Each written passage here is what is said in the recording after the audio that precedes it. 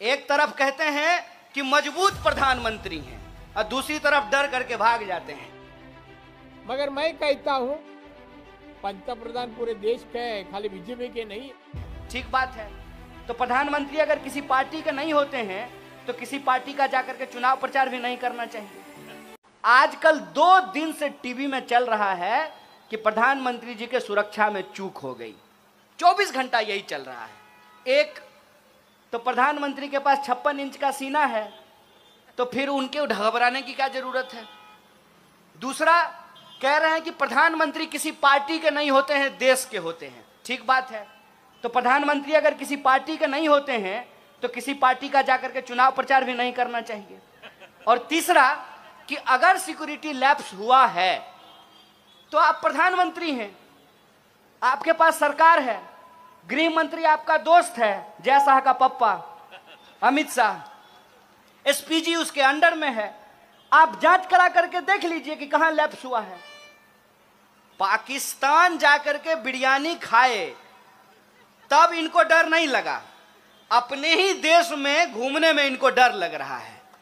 पल में तोला पल में मासा, ये तो नहीं चलने वाला है साहब। एक तरफ कहते हैं कि मजबूत प्रधानमंत्री हैं और दूसरी तरफ डर करके भाग जाते हैं। ऐसे नहीं चलने वाला है साहब।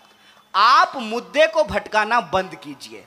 मुद्दा यह है कि कितना भी आप प्रचार कर लीजिएगा ना, सच सच होता है।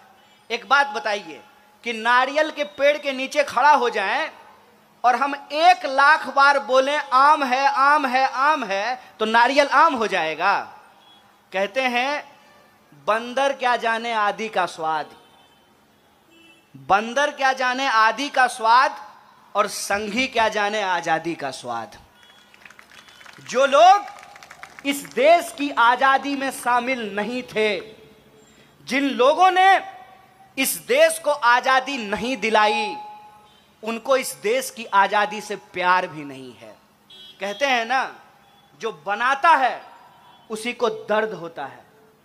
महिलाएं इस बात को बखूबी समझेंगी कि जो मां 9 महीने बच्चे को अपने पेट में रखती है, उसको मालूम होता है कि मां बनना कितना मुश्किल काम होता है।